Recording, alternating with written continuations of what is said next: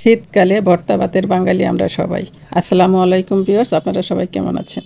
বেগুনের ভর্তা, তাও আবার পুড়িয়ে, এটা শুনলে তো জিভে এমনিতেই জল এসে যায়। তো কারা কারা বেগুন ভর্তা পছন্দ করেন একটু কমেন্টে জানাবেন প্লিজ। আমি কিন্তু বেগুন পুড়িয়ে আজকে ভর্তা বানাবো। দেখুন, বেগুনটা আমি বাজার থেকে নিয়ে এসেছিলাম। এখন এটাকে একটু মাঝখান থেকে চিড়ে নিচ্ছি। দেখে নেব ভিতরে কোনো পোকা টোকা আছে কিনা। অবশ্য বেগুনটা খুব ফ্রেশ ছিল, একেবারেই ভিতরে কোনো সমস্যা নেই। এখন এই যে 4-5টি রসুনের কোয়া নিয়ে নিয়েছি, এটা আমি ভিতরে ঢুকিয়ে দিলাম।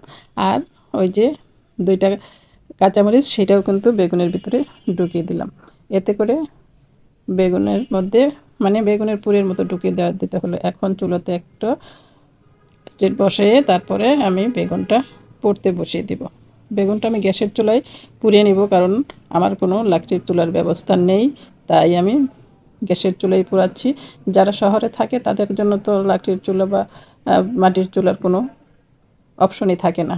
তাই আমাদের কাজটা হলো বেগুনের ভর্তাটা আমাকে অবশ্যই গ্যাসের চুলায় পুড়িয়ে দিই। তাতে কিন্তু স্বাদের তেমন একটা হেরফের হয় না। পোড়ানো ভর্তার ঘ্রাণটা আলাদা হয়, আর খেতে কিন্তু অসাধারণ হয়। দেখুন, উল্টে পাল্টে আমি বেগুনটা পুড়িয়ে নিয়েছি।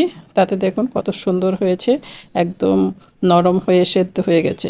এখন কুচানো পেঁয়াজ নিয়ে নিলাম। এখন ওই পুরা বেগুনটা একটু ঠান্ডা হয়ে এলেই, যাতে হাতে ধরা যায় সেরকম করে আমি এটা উপরের খোসাটা ছাড়িয়ে নেব। খোসাটা ছাড়িয়ে নেওয়ার পরে আমাকে একটা মাটির পিষনিতে নিয়ে নিলাম। এইটার মধ্যে আমি পিষে নিব। একটা বাঁশের পিষানোর যন্ত্র আছে, সেটা দিয়ে কিন্তু আমি পিষে নিব। এখন এটাকে আমি ছুরি দিয়ে একটু কেটে একটু ছোট ছোট করে নিচ্ছি, তাতে পিষতে খুব আরাম হবে। আগেই দেখেছেন নিশ্চয়ই আমি বেগুন ভর্তার জন্য ধনেপাতাটা সুন্দর করে কুচিয়ে নিয়েছি। এখন বেগুন ভর্তাটা তৈরি করে নেব। আর বেগুন ভর্তা ভাত সাদা ভাতের সাথে অসাধারণ লাগে কিন্তু। আর একটু ভর্তা হলে ভাতটাও কিন্তু বেশি খেয়ে নেওয়া যায়।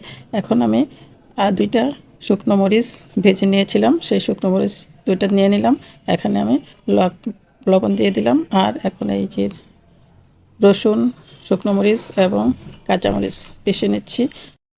মাটির এই পিষনিতে যদি ভর্তা তৈরি করা যায় তাহলে কিন্তু ভর্তাটার স্বাদও সুন্দর হয়। সেই জন্যই আমি সবসময় এই মাটির পিষনিতে ভর্তাটা করে থাকি। হাতে মাখানোর চেয়েও ভর্তাটা অনেকটা স্বাদ নিয়ে আসে। এখন দিয়ে দিলাম ভর্তাটার মধ্যে ধনেপাতাটাও সুন্দর করে মিশিয়ে নেব। দেখুন, ধনেপাতার ঘ্রাণে যেন ভর্তার ঘ্রাণ আরও বেড়ে গেল। একে তো পোড়া বেগুন, তারপরে আবার ধনেপাতা, কাঁচামরিচ, সব কিছু মিলেই অসাধারণ একটা ভর্তা। আমার ভর্তাটা অলমোস্ট কমপ্লিট। এখন একটু উপর থেকে সরিষার তেল দিয়ে সেটাকে আমি নিয়ে নিচ্ছি, মিশিয়ে নিচ্ছি। বাস, আমার ভর্তা অলরেডি কমপ্লিট। তো যারা আমার এই ভিডিওটি দেখছেন তাদেরকে একটু অনুরোধ করব, ছোট্ট একটা লাইক দিয়ে আমার ভিডিওটি শেয়ার করে দিবেন এবং আমাকে ফলো দিয়ে আমার পাশেই থাকবেন। যারা ইউটিউব থেকে দেখছেন তারা অবশ্যই আমার চ্যানেলটি সাবস্ক্রাইব করে দিবেন। দেখুন, অসাধারণ ভর্তা। সেদিনের মেনুতে ছিল লাল শাক, বেগুন ভর্তা আর চিংড়ি মাছ ভুনা, গরম ভাতের সাথে